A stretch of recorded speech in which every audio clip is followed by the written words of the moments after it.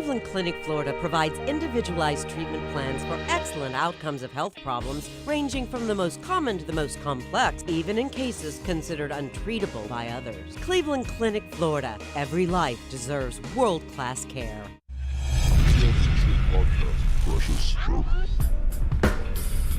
We don't care, we're about to swear on the air. It's the after the show, so tune in if you dare. KVJ, get risque every single day. It's uncensored. We can say what we want to say. Hello and welcome to the Tuesday KVJ After the Show podcast. Welcome to it. If you watch this live or on demand, there's now an easier way to find us. You can go kvjshow.tv and boom, it'll pull it right up for you there. KVJshow.tv. That's it, kvjshow.tv. Fancy. I like a shortcut, Kevin. Yeah, well, it just makes it a little bit easier instead of, because you're trying to explain, well, you can go to YouTube and search KVJ. Now, just go kvjshow.tv and it'll take you right there. So, just makes it easier. Sweet. We're trying to make it all easier for you. That's really all just kind of part of the game that we're doing here. And I do appreciate all your feedback that you wind up sending us because it definitely does help out. In fact, I got a nice email here from Matt D. and the Pizzle, who I just want to give a big old quick shout out. When I emailed about the WRMF app not working, Kev, you forwarded it to Randy. She reached out to me, got it fixed. Then when I asked if you could add newer podcasts to the YouTube playlist, you got it done, presumably through Suits or Denny's. So thank you very much. I know you may not read this on the TSP, but I hope you do, and the audience knows how much you guys care about them. Yeah, we do. We want to make it easy for you to get. So if there's anything that we can do to make the experience better, the show better, give us a shout out. We do take it all into consideration. So we're always trying to make it a little bit better and easier for you. More dirt. We did get the feedback on that. Yeah, when I tried to kill the dirt, boy, I had people out front of my door. My neighbors were looking in my window. Zombie dirt. Better than ever, going strong. Just got the numbers in, and boy, through the fucking roof. Yeah. So there you go. And thank you, Matt. He said, I'm now going through all 1,000-something podcasts on YouTube for the 100th time. You have a lifelong fan in me. Caw, Virginia voice. Slams hand on desk, I'm out. I love it. Yeah. So thank you very much for that. Do also appreciate, I was talking earlier about how I've got, I love the light in the house. I'm a big fan of that. We got it coming through the back of the house. I got a glass front door now, and then where I sit, you can basically just look right in my window. My neighbors do, and I have that thing where I don't really like to answer the door. I just, I got stuff going on. I'm in a groove, and I'm like, gosh, no. And there's people, solicitors, whatever it might be. I would never be able to relax if I had that. If you could see in at any time, I don't know, man, I'm naked a lot. Yeah, and you have, people always watching you. I'm one of them. But you need a door with no glass. No, You can't see nothing. But Ralston's so exposed. I know, I saw Yeah, it. but I love the light. That's it. Honestly, to me, sunshine, that's one of the reasons why I love South Florida. I never leave. I got down here, and man, even up north right now, they're still having snow and cold and sleet and clouds and blech.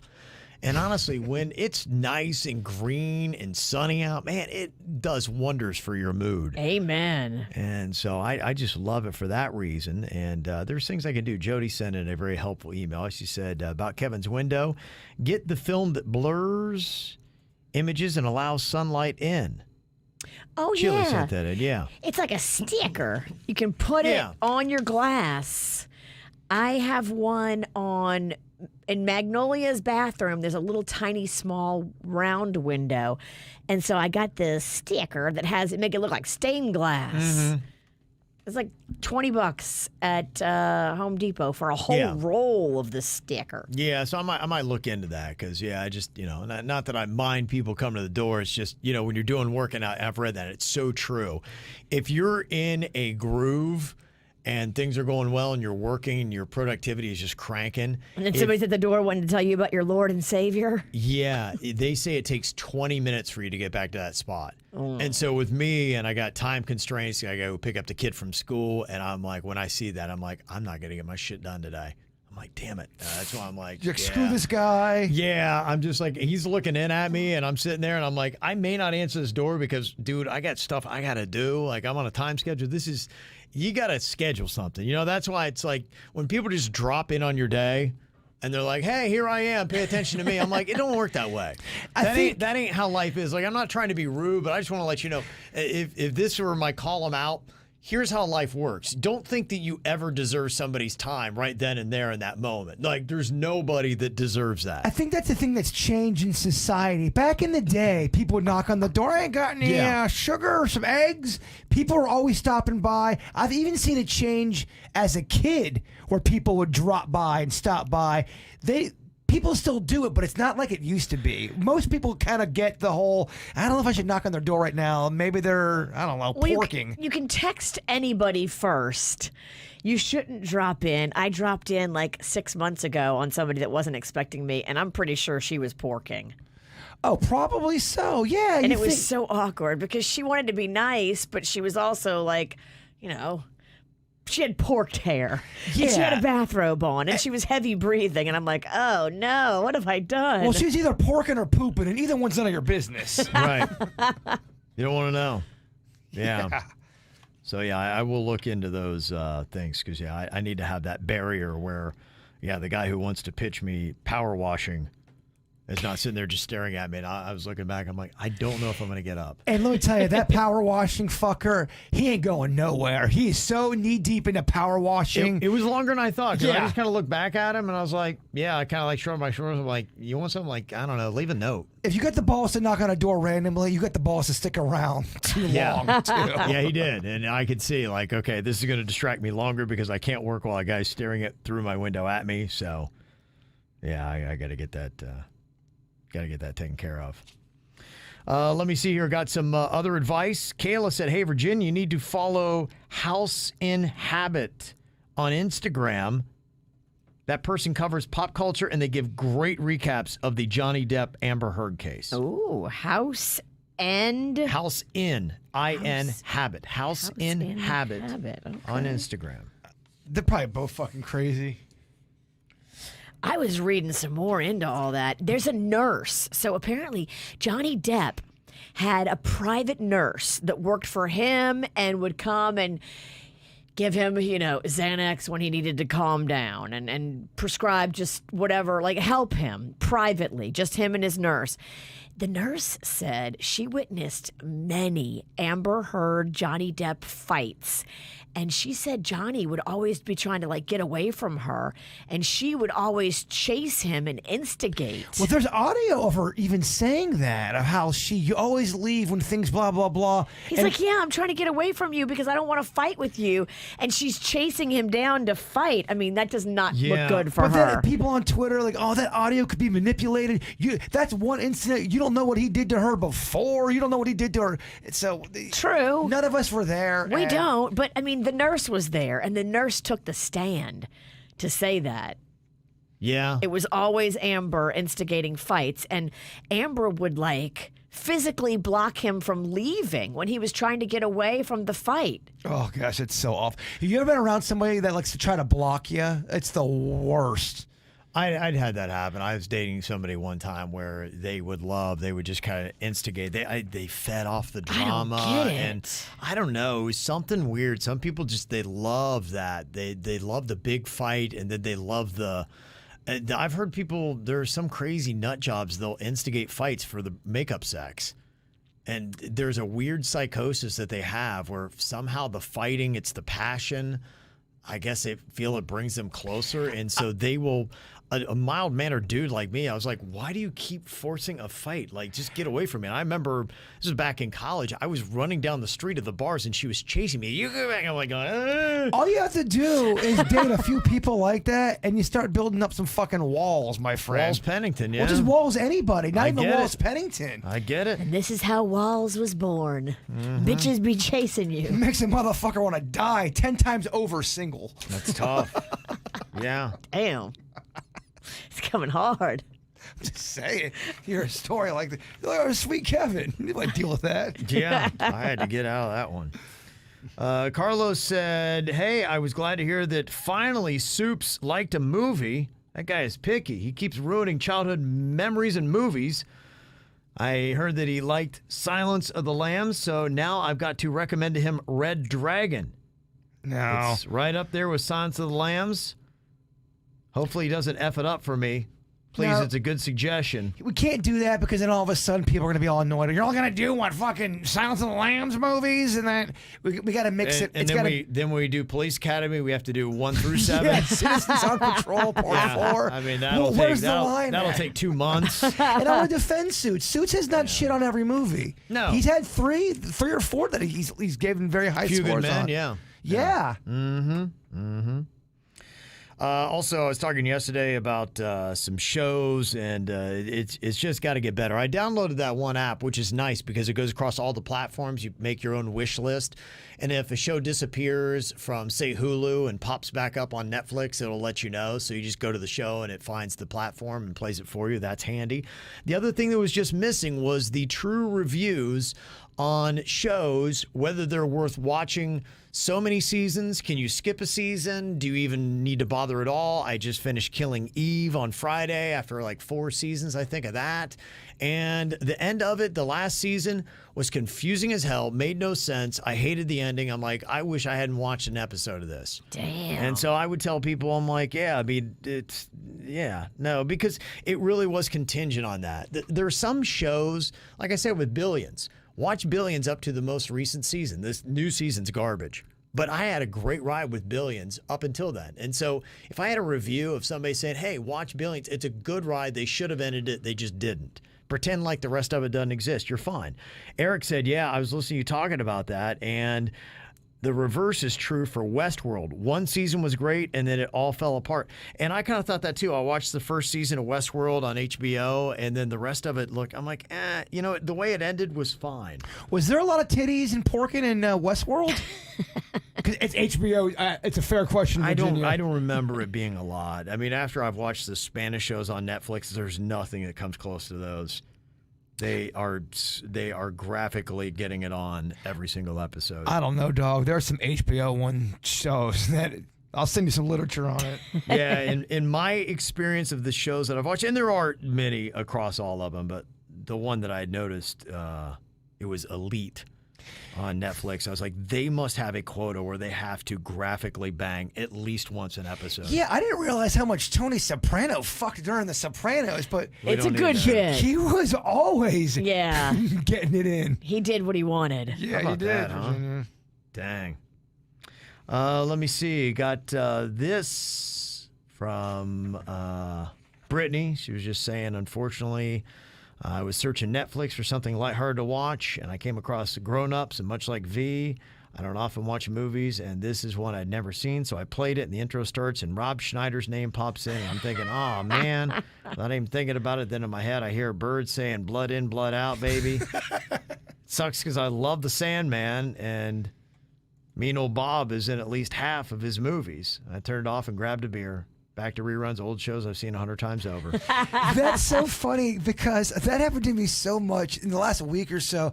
I've tried to get into something new, and I just go right back to a fucking TV show I've seen 1 billion times. Made me laugh, and Rob Schneider can suck it. He can suck it. He can suck it all day and all night. And I didn't love and I'm a huge Sandman fan. I love it, but I did not like Grown Ups or Grown Ups 2. Oh, really? No.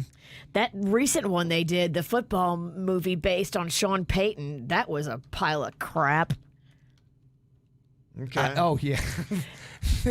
There's a goofy element to some of this stuff that it's not for everybody. The movie wasn't great, but Rob Schneider was by far the worst thing about that movie. You had people back you up on, even though he was doing a character. It was awful. It was awful. It was unlikable, unwatchable. I want to fight him still. Okay. I don't want to fight him. I'm trying to get all the anger out. Get all the anger out, Virginia. I'm going to get it out on his face.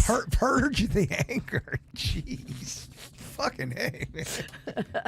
I'll feel better after. Josh has got a question here. He said, am I the jerk? I told my friend who's about 50 years old that Taylor Swift is not better than the Beatles, and now we're not talking. Wow. Okay. I got into a debate with some. Oh, it's Bigfoot. No, was it Bigfoot? I fucking can't remember. Who, if you had to ask, it's an old people question.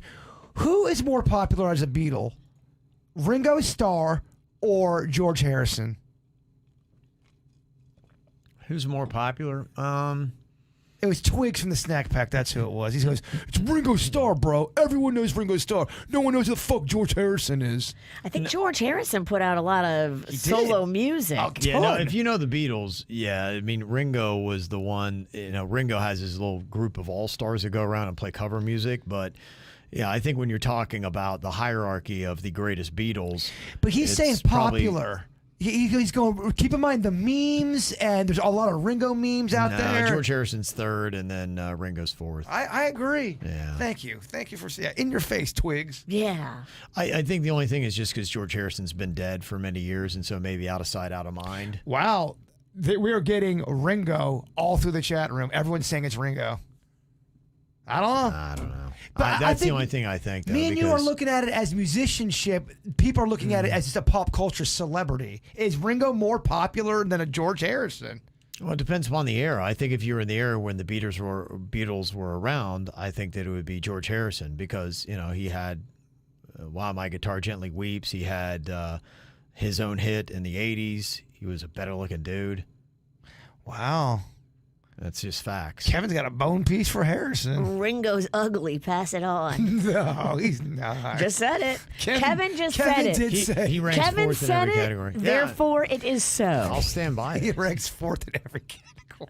He does. Looks. He really does. Dong You know size. what's funny? That documentary. I feel very confident on that comment. That one where they're all, being all bitchy towards each other, that documentary that everyone was talking about, Ringo came out smelling like a rose, man. He was just, I'm playing my fucking drums and doing nothing else but playing on my fucking drums. That's the whole time. He was just kind of in his own little world beating out his drums. Okay. Yeah, so. All right. I don't know. Yeah. Thank you for settling that, though. It's interesting you're having in-depth debates about the Beatles. Y'all act like the Beatles are so old that no one talks about them, but people still talk about the Beatles. Especially when they're high as fuck. Well, that doesn't hurt. We were. Old high fuckers talk about the Beatles a lot. Twigs is 7 years younger than me. He's in his You've 30s. aged him. Whatever. Y'all act like people don't give a fucking shit about anybody from 1985 or below. Get out of here with that shit. It's been a while. Tom from Coral Springs, he said, Jaybird has always said that when he sees a single shoe on the road, he finds it creepy, wondering why just one shoe is there. Yeah, especially when it's a kid's shoe. It always makes me think there's a death unsolved. Yes. Okay, that's odd. I always just think somebody dropped a shoe. No, Kevin. Who drops a shoe randomly? There's so much more. They clearly were taken in a car against their will, and one of the shoe got, fallen off. This Sunday on Wiles Road in Coral Springs, I saw just a helmet in the road. Horrifying. Is there a head in it? I didn't stop to check. Oh, damn. Don't go down that road, man. Yeah, I think it probably just fell off a motorcycle, but you never know. Oh, if I ever see any kind of clothing in the woods, I'm like, yep, someone got it. What, sex or No, death? death. Oh, okay. Death. Okay. All right. Let me see. Got an email here that is from Jay looking for some advice. It says, since my youth, I've wanted to be musical. Bird's always saying, if you want to play an instrument, play it, and in time, you'll see a change. So this weekend, I bought a bass, and I have resolved to practice an hour or so a day. Today's day one, and it's super overwhelming, but I'm trusting the Bird. Wise or not, we'll see. Well, you have to keep in mind and put everything in perspective. You're not trying to sign a record deal with Columbia. Mm-hmm. It's going to be a journey. Patience is going to be your friend. When you think you suck, that's when you keep on going. When it's really struggling, you keep on fighting. Because a lot of times, it's not going to be fun in the beginning. Because you want to play a song and you want to play along to something. You got to stick with it and know in that moment when things are sucking, it will get better if you continue. It's like anything. Okay. It's just like going to the gym. Yeah, no, that's it. I mean, hopefully it's not necessarily the destination. I think right now, Jay, you're looking at this destination thinking that, you're going to be opening up for Metallica or something.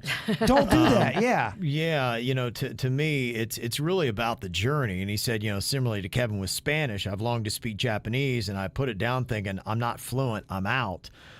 And, I'll tell you the one thing with Spanish, and, it is kind of frustrating because I've been at it for years, just, trying to learn stuff. And I'd heard somebody recently say that, fluency really is kind of a fallacy.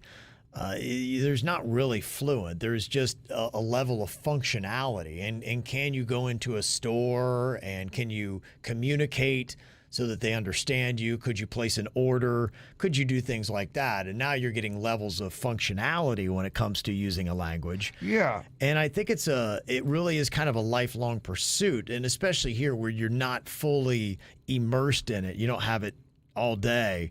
I found even after 3 years, I'm learning things. Like yesterday, I found out the word derecho which I always thought is right. If you're giving directions, it can also mean go straight. And I'm like, What? why are they saying to go right for 15 minutes? And it actually said derecho is used to go straight. And I'm like, that doesn't make a bit of sense to me. What the hell is going on, Spanish people?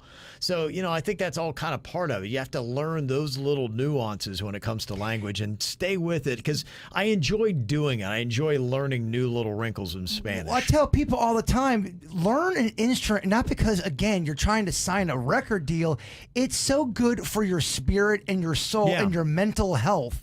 When you're able to pick up any kind of instrument or anything creative for that matter and kind of get away and drift away and focus that on something that's fun for you. It's you're doing it for yourself to get your spirit uplifted. It's all about uplifting your spirit. Any pursuit is not about saying I'm going to get there and I'm setting a destination. I think that can be dangerous. I think that you look, in fact, a lot of times athletes working on sports or whatever, they say, hey, get 1% better today because, you don't fully see that until a year or years later. And honestly, with Spanish, to me, I feel like I'm not getting any better. But, you can go back and do these tests and you're like going, oh gosh, all right. When you take the test, it gives you a marker to say, I had no idea I'm improving at this level. It all depends on what your goals are. And the way I look at it, if you become obsessed with a passion, let's say that the guy that emailed about the bass, if he in his regular time didn't watch Netflix and was watching bass videos and everything that he does in his personal time that's not work and family time, he gets obsessed with the bass.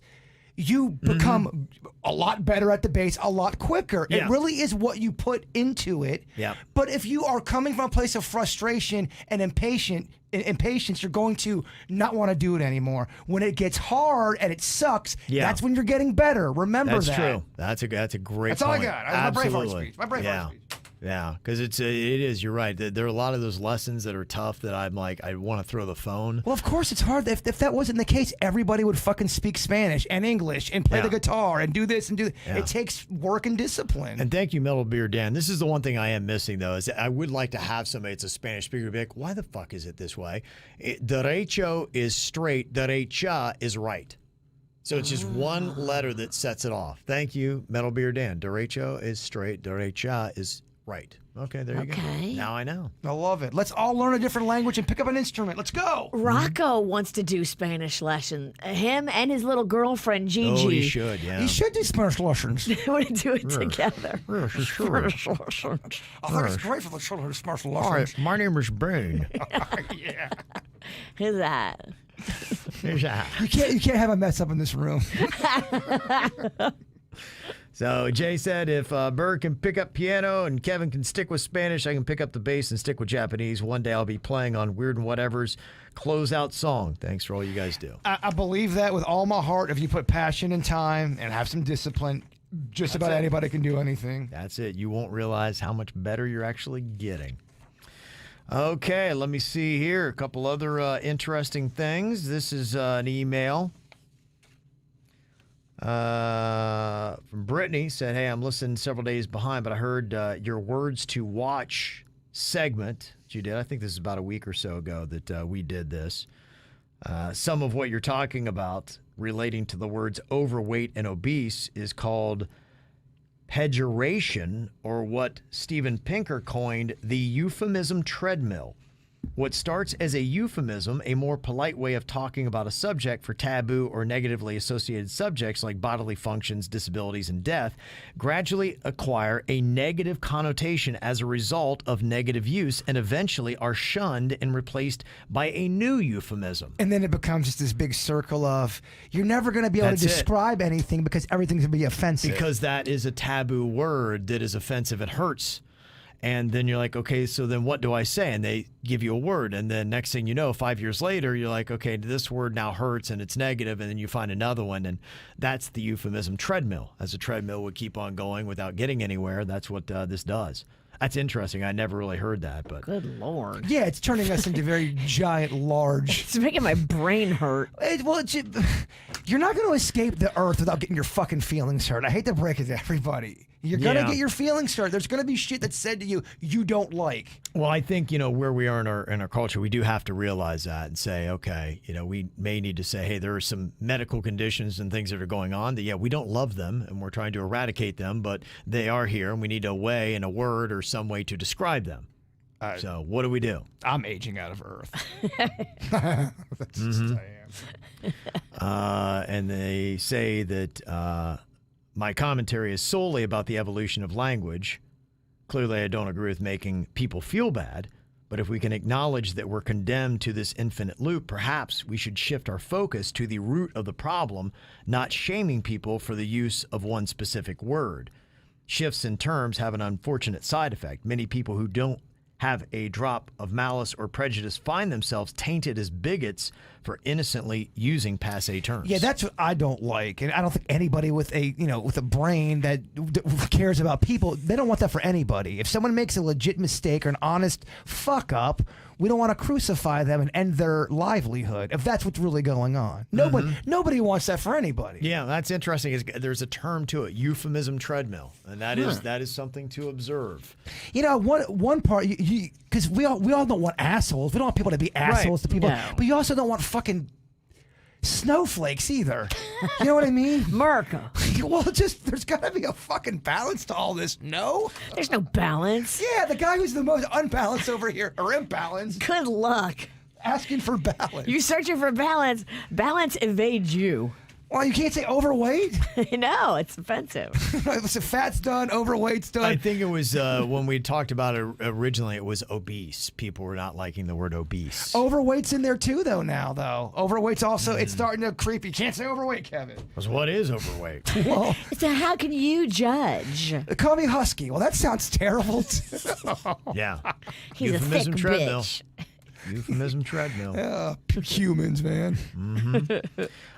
Richard said, I always wanted to ask you guys a question. What was the toughest food challenge that you ever did? And what was the toughest drink you had to do on You Can't Make a Face?